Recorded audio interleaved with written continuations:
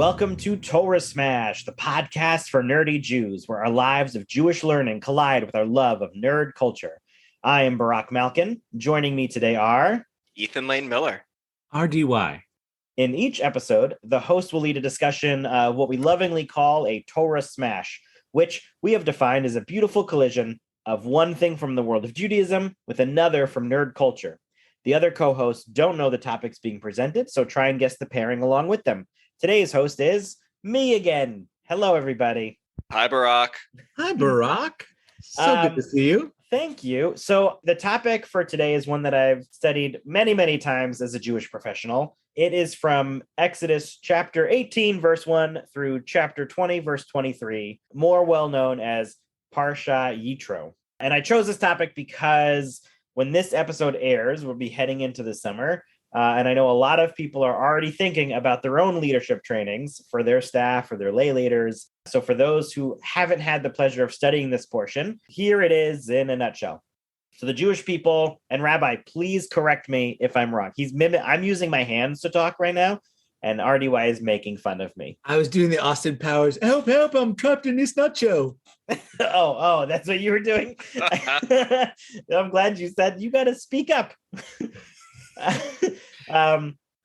Here it is in this nutshell. That's I hope that's how when people go to Chabad.org and read Torah portions in a nutshell, I hope that's what they're saying now to themselves. I hope people go to reformjudaism.org for their Torah breakdowns. Okay, wherever I know that Chabad.org says in a nutshell. That's the only reason why I say that. I don't know if reformjudaism.org has the same phrasing. Anyway, so the Jewish people, and Rabbi, please correct me if there's something I say that's wrong. I'll correct you too. Sure, Ethan. The Jewish people have left. The Jewish people have left Egypt and are camped at the base of Mount Sinai. And Jethro, who is Moses' father-in-law, comes to visit Moses, and he sees that Moses is exhausted from leading all of these people by himself. And so, right, there's like a huge line of people asking for Moses' guidance or for like rulings on their things that are happening. And Jethro says to Moses, quote, or transliteration quote, what you're doing is not right. You will wear yourself out as well as the people. This task is too heavy for you. You cannot do it alone. End translation quote.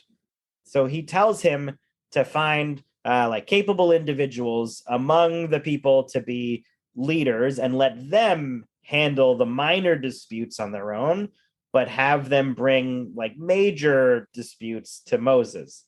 So Moses does that. And by giving up some of these responsibilities, he was then able to go on and receive the 10 Commandments. But that parsha is for another time. So same parsha. Wait, is the receiving the 10 Commandments is in Yitro, or is that not another name? Receiving the 10 Commandments that were spoken orally to all of the Israelite people is in Yitro. Oh, I didn't know. I thought it was another one. I just know Yitro, Jethro. Like that's why I just know that's this one. I didn't realize it's encompassing the same one. You had said that Yitro is 18 to 20. Yeah. Aseret HaDibrot, the spoken commandments, are in 20. Oh, cool. So what do you think is the nerd culture piece that we're going to be connecting to the Torah portion, Yitro? This is another tough one. Yeah. It's so leadership and control, the concept of this like studying Jewish leadership and control and, yeah. Is it? Oh, what nerd culture? Nerd. Well, go ahead. What? Anything. Go ahead. Could it be like Star Trek and the way like ranks? Oh, that's nice. Like their different insignias and things, and how that like the Ethan, help us out. What is the whole? Not Enterprise. Enterprise is a ship. The Federation, right? Yeah, that's the bigger thing. Yes, the Starfleet. Yeah. No, like the whole the whole like universe. No, it's not. I don't start to expand. It is not. So my thought, and I know it's wrong, but I'm still going to put it out there, is as you were talking and I was Googling and I checked the reformjudaism.org thing on Yitro. In a nutshell. My impersonations are nowhere near RDY's. At the end, it says, the children of Israel asked Moses to serve as an intermediary between God and them. And it made me think of, is Moses middle management, and is Moses therefore Michael Scott? which I don't think is where you're going, but no, it's what he came was to mind. terrible. He was a good friend. He is a terrible manager. That was a great pull, though. Yeah, really nice. Totally wrong. So we've got two great ideas the next time Yitro comes around. Yes, 100%. And I've studied this a lot of times. So for those people trying to think about what are you going to do for leadership, you've got Star Trek, you've got The Office. Any other guesses before we give them their other option of how they can train their leaders this year? I mean, are there really options beyond Star Trek and The Office when it comes to leadership? This is a good question. Could we get a little more of are we talking movies, books? Oh, sure. Not a movie, not a book. It is a TV show, both of which were the previous guesses. A TV show about leadership where leadership is like... It's not that direct. This is one of my... I love being creative, and this is going to be... You're going to love the connections I have pulled from this. It is not blatant in this concept at all. I will also say, as a puzzle lover, and the idea that I'm getting stumped is super fun. I hope our listeners feel the same way every week. That they're like, "What? Just give us the answer already." Yeah, these are the people. Like, I hope our listeners are not the ones in the escape rooms who sit down.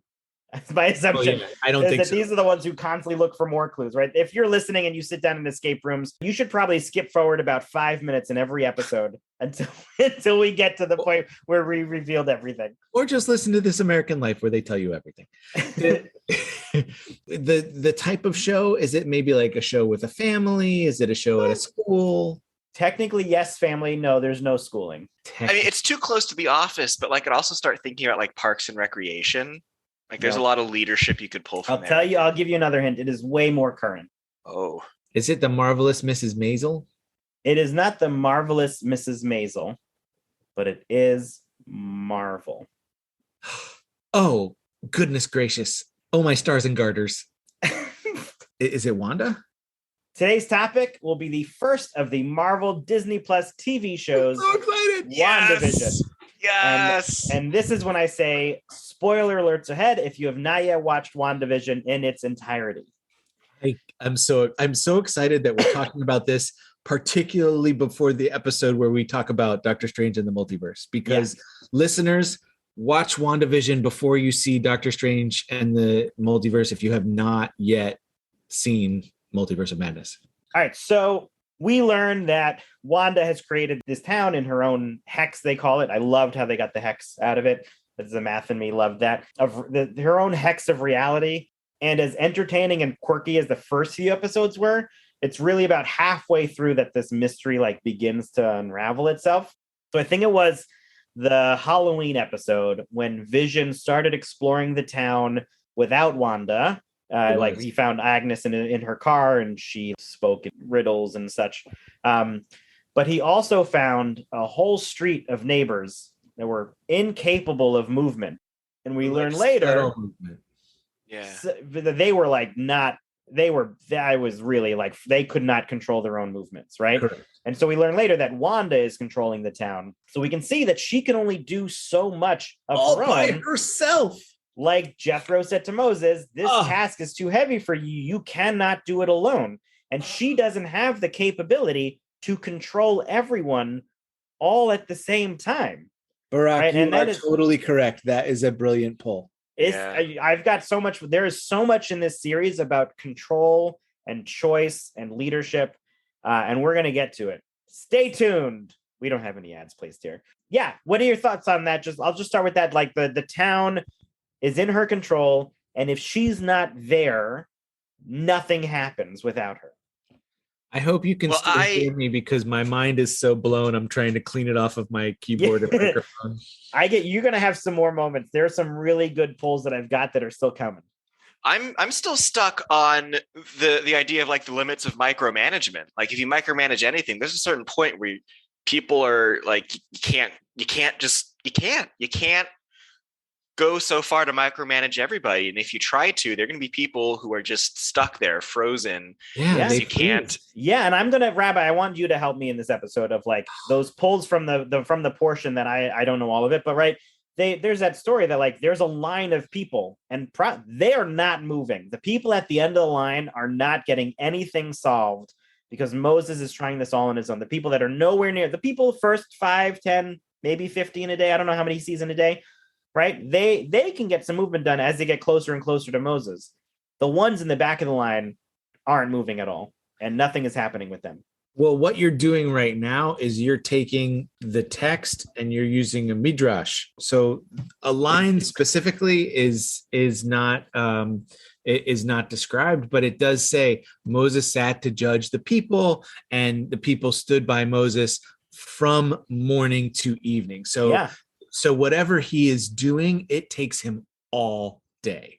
It takes all of his energy, just like Wanda. I know. How cool is that? Yeah, I think, and then I think there's going to be 3 ties in this episode. There's the Jewish context of Yitro. There's the nerdy context of WandaVision, and then I'm going to add on a 3rd tie-in for this of Jewish leadership, because I want to focus on those pieces that if we're using this for training, people can just listen to this episode at their next staff or board training if you've got enough people that are nerds in your community. So if you try to do everything on your own, it is really, really hard to keep the ball rolling, right? And when some people just have this by default, right? When there are synagogues that have 1 staff member, or organizations that are single staff and maybe some part-time, like it's really hard to do everything that you really want to do. I think she really wants the town to thrive as it is. I don't think she has the intention of letting those people stand and endlessly not do anything at all, right? I don't think that's her intention, but she just doesn't have the capability to do it at that point, right? Right, her power ebbs as people get farther and farther away, but she's taken over the whole town. So she's drawn these limits. Like when she sends her kids out to go trick, she lets them go out on their own. Right. She says, "Don't go past this street." Right. That's the limit that she's imposed on her own powers. I didn't even recognize that. And like that, if they left that point, she wouldn't be able to do anything with them. Yeah. I thought it was the hex was that point, but it's really her power is not. Oh, I totally missed that in the show. And the only thing that I'm wondering in the show is like, why is it only 1 street and not 4 or 6? But I think it's just the way that it was built. But Vision went down that street, right? Vision crossed the line. She told the kids I guess she created him, and I think maybe it was a slightly different way, right? Well, she reanimated him. She had his corpse. That's true. That's right. He's got a different capability than everybody else. And Agnes was able to do it because she was not part of the hex. She was just pretending to be part of the hex. No, I think a little of both. I think there are times when when Agnes is out of the hex because she's powerful enough. Yeah. But there are times when she just had to succumb to it. I don't know. I want to say that I think she could feel it and knew what Wanda wanted, but she just played that cover. You think she was pretending? You think she was sitting in her car all night? I think she felt what Wanda wanted. And then, no, I think she knew Vision was going that way. I think she was watching and observing and made sure that she could counter him so that she could mess with Wanda because she wanted to start getting her power at that point. Yeah, that's my interpretation. At least that's how I saw it. Right. We have those people leadership who are underneath us that feel like they can do a better job and try to work their way around and sabotage and do other things underneath everything else.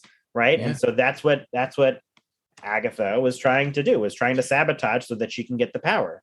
Well, I want to steer us in a direction on this and talk about jealousy. The jealousy that I'm certain Agatha felt towards Wanda. Yeah. We talk about leadership and what you just described and like self-destruction, that it is one thing to look at somebody and say, I could do that better. It's another to look at somebody and say, I could do that better, and then actively work against them. I think those are 2 different things. And I think one of the things that comes into play there is jealousy. I think jealousy is what begins to turn that from admiration into destruction. Oh, that's an interesting point, especially in terms of leadership, right? When you've got other people who are working against your people in charge because they don't respect them in some way, or they don't have the trust for them in some way, right? Yeah. And to bring it back to the parsha, if I may. Yeah, 100%. Please Torah smash us, if you will. Who is the person that most of us would least like to take advice from? Most of us married folk, our in-laws. I was like, I'm afraid to answer this question with the wrong answer. Like, I would like to. I'm not going to answer this question because I'd like to stay married. But in general, people don't want to hear advice from their in-laws. Like, we don't want to hear how you would do it. We want to we're building our own family. Who are you? Interesting. And yet Moses needs Jethro. He needs his father-in-law at this point. And Jethro teaches him more than just, management style. He teaches him how to pray. A couple of verses before, when Jethro comes. This is going to be a next tie into my next piece. This is great. Rock on. When Jethro approaches them, he says, Baruch Adonai. And we've never heard that before. And it means blessed is God. And for anyone who happens to be not Jewish and listening to the podcast, most of our prayers begin Baruch Atah Adonai. Blessed are you, God. And so this formula for prayer is the one that we still use. Blessed be Adonai, who has done this thing. In this case, who saved you from the Egyptians and from the hand of Pharaoh, who saved the people from the Egyptians. And Jethro declares his knowledge that Adonai is greater than all other gods, which also at the same time acknowledges that there are other gods, but that's a little meta. And so this idea that we have people that we need to learn from, even when we think we can do it all ourselves. Wanda needs the FBI. Wanda needs SHIELD. She needs help from people who could work with her instead of just taking. Yeah, this is a great time. I'm curious. I have to think more about this, but like, what sort of state of mind was Moses in to accept this help from his in-law, from somebody else who wasn't part of the tribe, to say, you're right?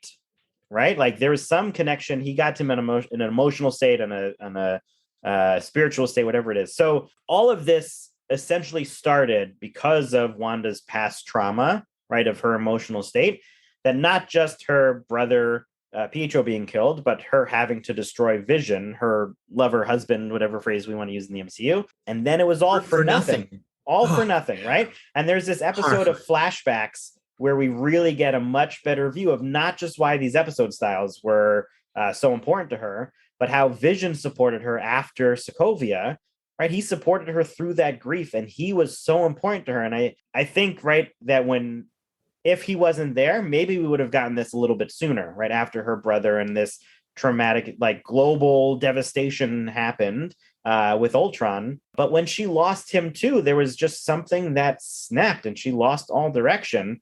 And shall we say she lost her vision? Right? That she, and without vision, without guidance, she didn't know where to turn, and she decided that she needed to fix it herself, right? So you were saying that Moses, right, had this person giving him this guidance, met him on this spiritual, emotional, we don't know, some level, and Wanda doesn't have that anymore. She's not close to anybody. She felt as an outcast, right? She hasn't had anybody love her like Vision did, or her brother did, and now there's nobody like that. She's friends with the Avengers, but what was it, Iron Man or Captain America called, like, she's just a kid, right? They don't even view her as an equal. She's just a kid, right? So I thought that, like, in terms of needing direction, and I think this leads more towards the concept of, like, this is more of a personal belief, but as a leader, I think we all need a mentor, a guide, somebody we should be looking for in all sense of our professional and personal self, right? So if you don't have somebody like that you can succumb to things that you might not do otherwise, good or bad, right? And I think Agatha, partly the jealousy, I think she was trying to find her way in this fake world to become, she was the nosy neighbor, but she was her friend.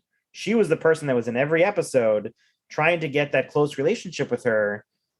And maybe part of it was to guide her to do something she didn't want to do, right? She was trying to create this influence on her, but it was a negative way because she didn't have anybody else to help guide her.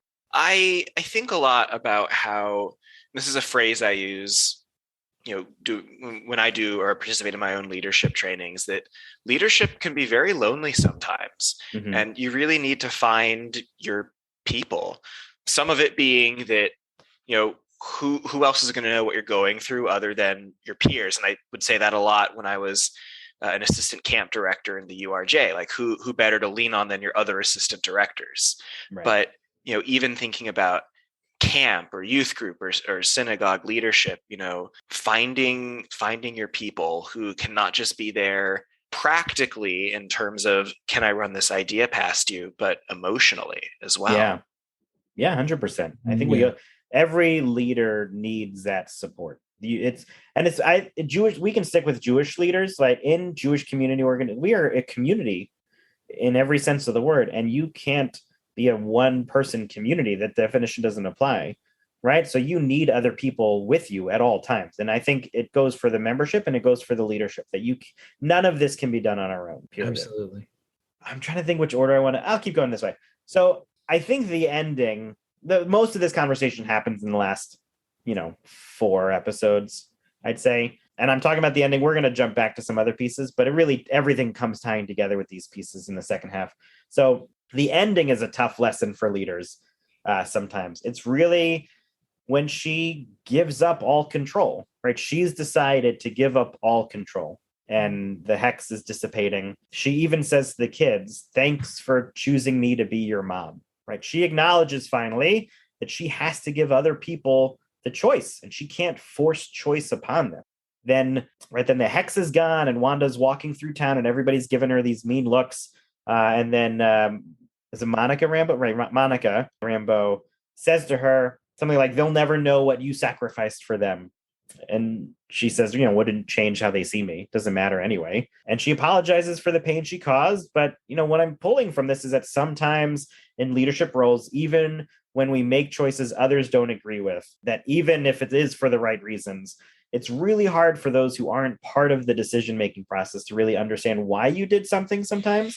And I'm not saying what she did was right. Right. She was grieving and she needed assistance. But, if she had asked for help instead of trying to take on this grieving period alone, maybe the results would have been different. But we'll never know. And I think asking is hard. I think communication is so important as a leader, that when you make choices, bringing people into that fold in whatever order that proper order is for your organization, that is helpful, right? And maybe if she had said to them, I'm struggling, it's possible she would have found support somewhere, but she didn't. And can I turn that? 100%, yeah. Where were the other Avengers to not wait for her to ask? And granted, like, we know some of them had the conclusion to their storylines in whatever way, shape, or form that takes. But like, where was her team in that moment? That is a good question. But I would also say, when people are struggling in this way, it is sometimes very hard to know. It really is, right? She had Vision and Vision knew, and then Vision was gone. Everybody's gone for 5 years, including Wanda. She comes back. There's this big battle, and then everybody goes their ways. People had a lot of other stuff on their minds. And I'm not saying that's a reason to excuse it, right? Even right in COVID, everybody had a lot of stuff going on in their own lives. And if you were able to connect with others, you did. And often it was this, "Well, I'm so glad you called. I was afraid somebody forgot about me." But, in that reverse, people, they weren't also calling out as frequently, right? It's a tough balance. And I think that the timing of it just made it more available for the story writers to be able to have this be a hidden thing, and other people sort of forget what's going on because they were all dealing with their own crises of 5 years later after the blip sort of thing. The COVID bubble is an interesting parallel for the hex. Yeah, it's so weird. If COVID had happened, I don't know if they would have written this story like beforehand. Of people, it's been written before, kind of. No, I understand that, but I mean, like, people have changed movie storylines before, and major crises happened that were very similar, and they completely scrapped them. So I'm curious if if Endgame was scheduled for a couple of years later, would they have been able to continue the storyline? And WandaVision came out at, still in an early-ish point in the pandemic, and it became like a real cultural thing. That like it was a mystery, week by week there was more to discover in a way that, I mean, not until I think Loki again did we start to get like that same cultural phenomenon of like, oh, did you catch it this week? What do you think this means? We needed that too. Oh yeah, I needed it for sure. Yeah. Can we, speaking of things to discover and little mysteries? Yes. So during the first episode, I mean, I was, this may have been like the nerdiest I have ever been on my couch in front of my wife. Just like, oh, and how many years of marriage? 22 last week. Oh, congratulations. As we record. Congratulations. Yeah. Thank you.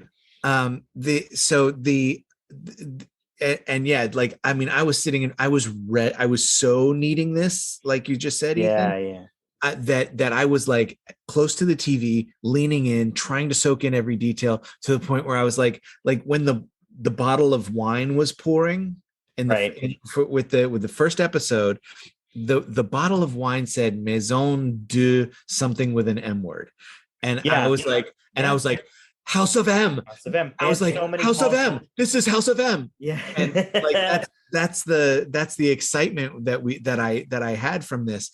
And Natalie told me that bottle, going back to what you were saying earlier, that name, whatever the French word is, Maison de, and then something with an M word. Like maison, I know is house, but the other M word, my wife speaks French. She said it's jealousy. Oh, that's fun. So, and that's Maison du mépris. Okay. Oh, house of contempt. Oh, contempt. Okay, sorry.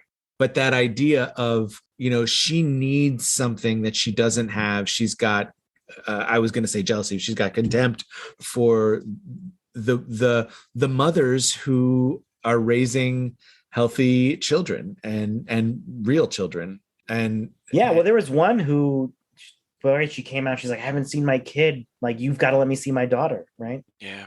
Right. Was that at the office?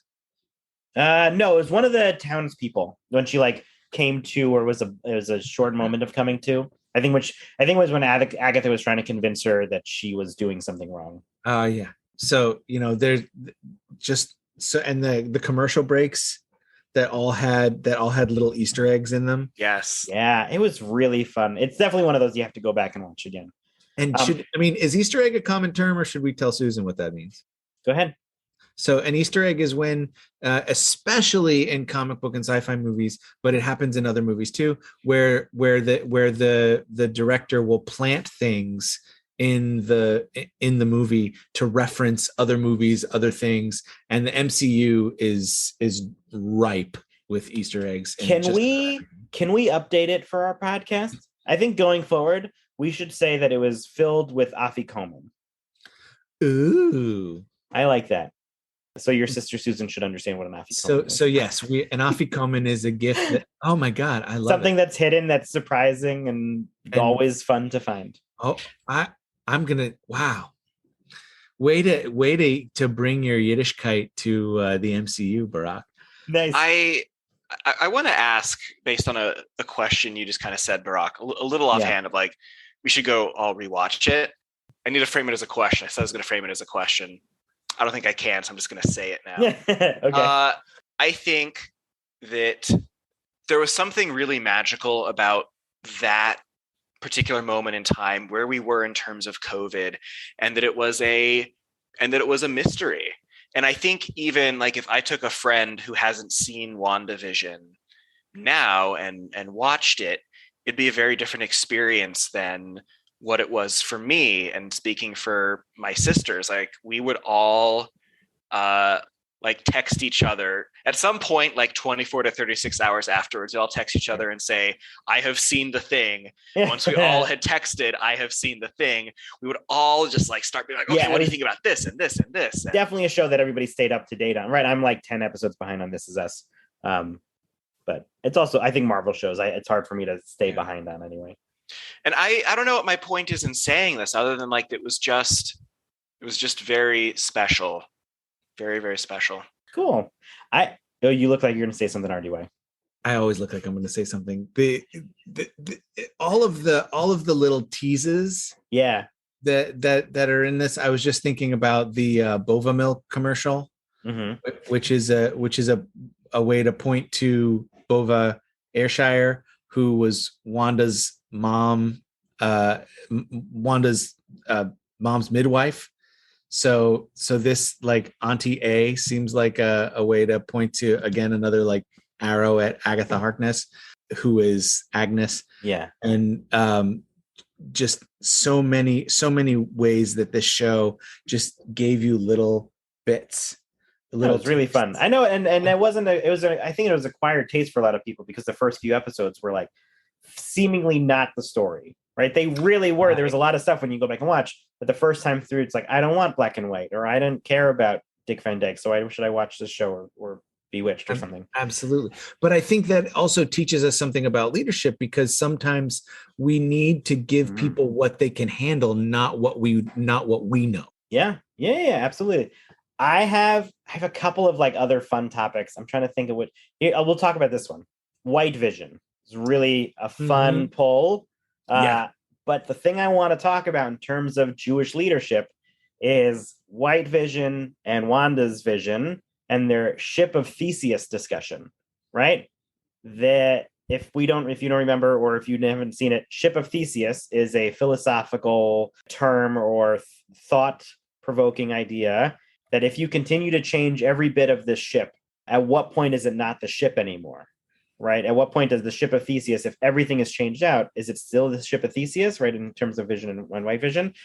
So in terms of Jewish organizations, some now have been around for over 100 more years, right? If we are changing our leaders every couple of years, and our members and our staff changes, and we update our facilities, is it the same community that it once was? Are we the same Jewish organization, or are we different, right? We still call ourselves by the same name, just as Vision both thought they were the same vision. But if your organization met somebody that started it 150 years ago, would they say that your organization is the same organization? Are we still the same piece? It's an interesting conversation to have while you're doing your board training right now. So please, you can shut this off and go and discuss. Or actually keep listening and then go and discuss. Well, thinking about the idea that things change, it's also, we change regularly. I think our cells regenerate every X amount. So 7 years, maybe, like if it is 7 years, like what a great pattern. Like we should be able to renew ourselves every 7 years. And that's what the whole sabbatical system is about.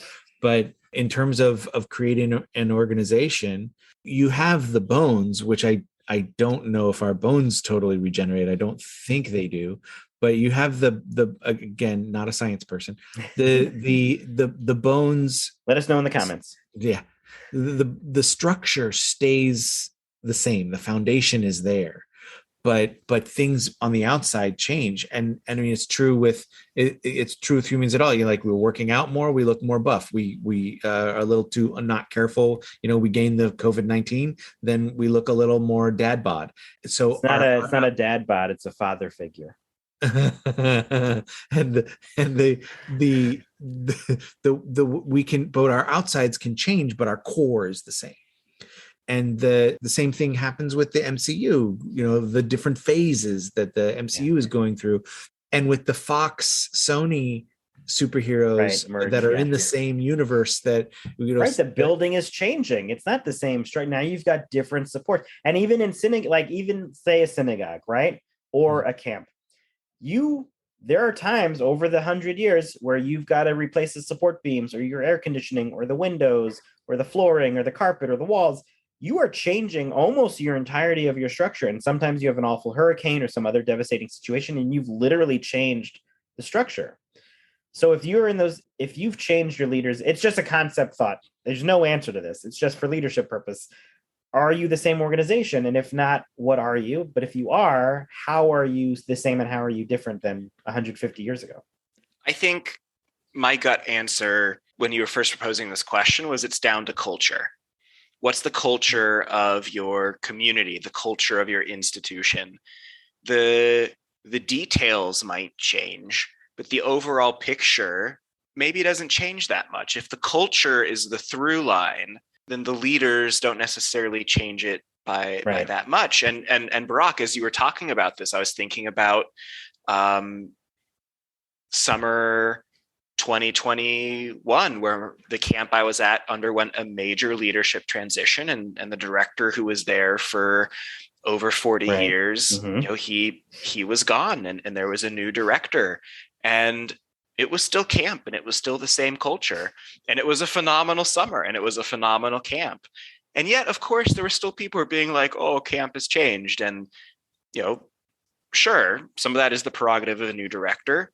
Some of it's also just, it's 2021, it's COVID, and it's camp, and things are going to be different. But I think regardless of if it's camp, if it's COVID, whatever happens, even if the leader who you think was the best leader, that you associate with an organization, they'll still make changes. You just may not see it in the same sort of way.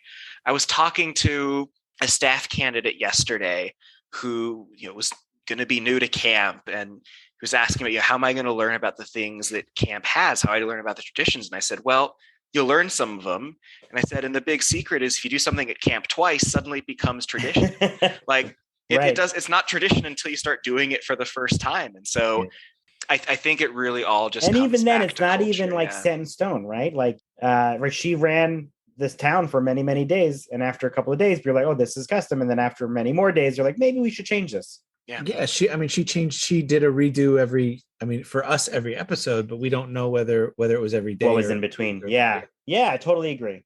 So I have a couple of other things, but I don't know if I'm going to touch on all of them. I want to try to wrap this up. I'm going to sort of spitfire ideas, a few things that are remaining on my list. And if something jumps out at you, let's attack it for like 20 seconds. All right. Wanda finally receiving her title as Scarlet Witch, right? In terms of leadership or otherwise. That's ordination. Just ordination. Like, you're the same person. You're like, when it comes to, or like, board member, president, when it comes to developing leadership, you're not a different person from one day to the next, but you get this title, right. Like she also sort of had the bylaws, like the Darkhold has a whole chapter about you, right? If you just go to section 1, it's going to say president and or like, here's your job description, right? If you just read the Darkhold, you'll know what you're supposed to do. But the same thing is true with, I'm going to bring it back to Jethro. The same thing is true with the people who are captains of 5, 10, right, hundreds, thousands. So they're not given titles in parsha Yitro, but they are becoming leaders. They're chosen for something in them. And they have their responsibility of the group. One day, they're just the dude who's hanging out with his buddies. The next day, they're in charge of 10 people. Yeah. All right, I'm going to keep us moving on these little rapid ones. I enjoyed the other appearances by Agent Jimmy Woo, played by Randall Park, and Darcy Lewis, played by Kat Dennings, who I will always love in the MCU for saying Mew Mew, and I'm sad that she doesn't say Mew Mew in the WandaVision for Mjolnir because it doesn't appear. But I'm curious. You also it was Darcy who named it the Hex. She was, I know, because it's perfect. Yeah. I'm also very curious of who was the person that Agent Jimmy Woo was there for. He had somebody that was a was it witness protection? Yeah, witness protection. Right. We don't know who it was. At one point, I thought it was the Boner character, right, which was my next thing. Of like Evan Peters as Pietro Maximoff, but being controlled by Agatha, and we got like a dirty joke out of it. It wasn't. I thought that Jimmy Woo was there for him, and that he was because I thought that was going to tie us into it, but it wasn't. So yeah. Any other things, tidbits you guys want to toss out that were exciting and fun? Did you notice that Wanda's Audi said Excelsior? I think so. Did I? Her license plate on the car, it said Excelsior. I probably did. If it drove by and it said Excelsior. Yeah, and also for Susan, Excelsior was Stan Lee's phrase. Like he would say that all the time. Excelsior and nuff said. Yeah, I'm trying to think. I thought that the beekeeper suit was I thought we were gonna get AIM out of that. Yeah, me too. There was really some really fun twist pieces. I thought overall in terms of WandaVision, total smash. I thoroughly enjoyed it. I'll agree with that. Total smash. It was phenomenal. Total smash. Completely smashed. To smithereens. Okay, so to wrap us up, leaders have tough choices that they have to make every day.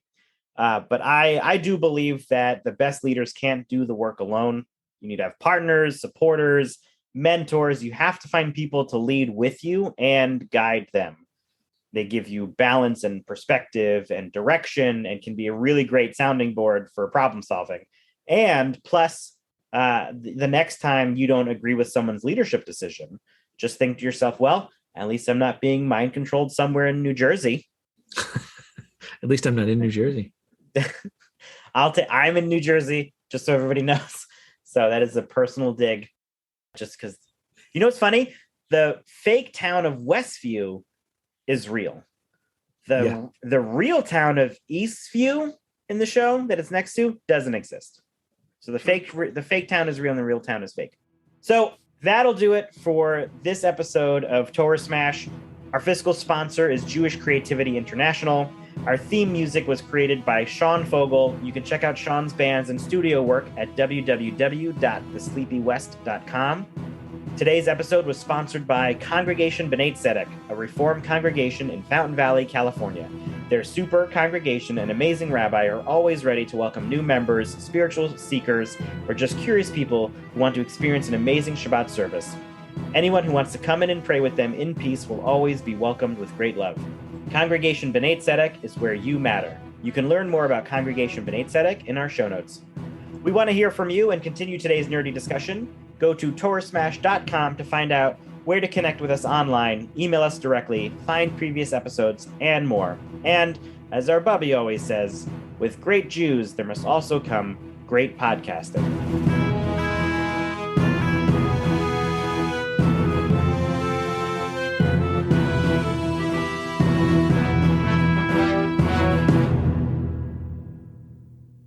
Hi, I'm RDY, card-carrying nerd.